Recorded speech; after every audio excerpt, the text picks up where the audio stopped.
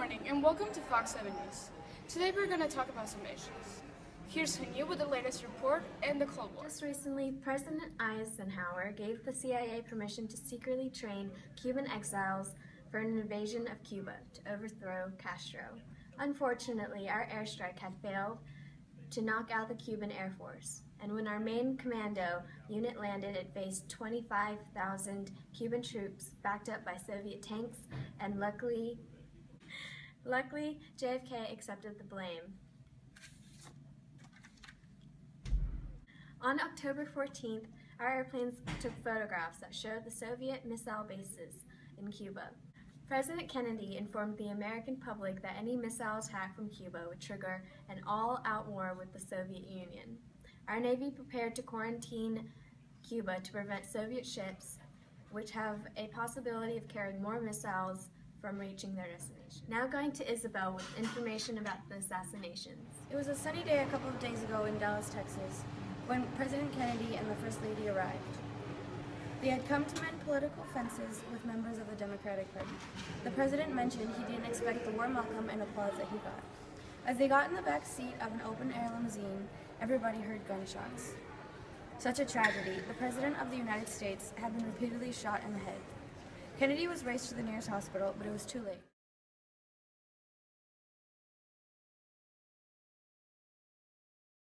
Another tragic death was the death of Martin Luther King Jr. Martin Luther King was famous for his I Have a Dream speech and his nonviolent protests. He was a nonviolent civil rights leader, which makes his death really ironic. The King was only 39 when he was shot by a white man named James Earl Ray. Another African-American civil rights leader who was assassinated and was a member of the Nation of Islam was Malcolm X. Malcolm X quickly rose and became one of the organization's most influential leaders. Recently, he became disillusioned with the Nation of Islam and its leader, Elijah Muhammad. Recently, he was shot in the head multiple times by 3 Nation of Islam members.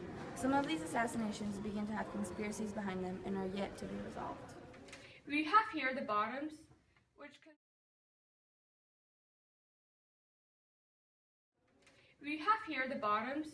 which consisted in capri pants or skinny pants that were also called drain pipe pants. We have the dresses, which consisted of funny and cool prints. We also have the blouse that were feminine and in style, and we have the bubble sleeves that started to be in style again. We have the shoes, which also consisted in stilettos and beetle boots. We have also the Jackie Kennedy hat, which was really important. We have polo shirts, which are the really important sports clothing. Some great fashion inspirations today, according to young people, are Twiggy, Diana Ross, and Sophia Loren. Try something new if you want to change your style. Don't forget to choose bright colors, and you'll always be in style. Currently, the British band from England propelled rock music into the mainstream America. The band was made of 4 youths from working-class Liverpool, England. They arrived in America in '64 and immediately caught the country's attention. In August 1969, 400,000 people showed up for a free music and art festival called the Woodstock.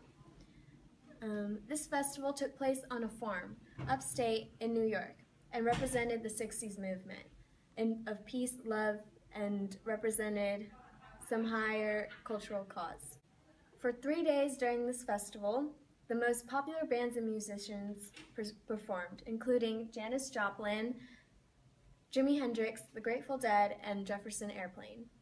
During this time period, hippies and other activists used music for political expression. Despite the rebellious media, there were also some other TV shows that developed around this time period, including Sesame Street, The Addams Family, and Star Trek, the original series. Thank you, Hanya. Women complain of being looked on and evaluated by sex and not ability. A new movement for women's liberation is launched, and once again protesters take to the street to support their demands for total freedom, economically, politically, socially. Congress responds, passing a constitutional... Women enter the workforce. The idea of feminism was a theory that women should have economic and political equal right with men. One of the most important women activists was Betty Friedan. She created NATO to pursue women's goals. Groups began around the country, for example, New York Radical Women. They staged a demonstration and threw bras and crowned a sheep Miss America. The Equal Rights Amendment gave women a fair treatment just like men did. One important journalist was Gloria Steinem. She was a journalist, political activist, and supporter of the women's liberation movement. She made her voice heard on the subject of equality. The new right and the women's movement clashed most dramatically over the era. The women's movement altered society in countless ways, transforming their attitudes towards careers and families. Betty Friedan began to use her slogan, "Women make policy, not coffee." This slogan, displayed by her, was used in the National Women Political Caucus. That wraps up our morning news on some important hairy issues today. Thanks for watching. Have a nice day.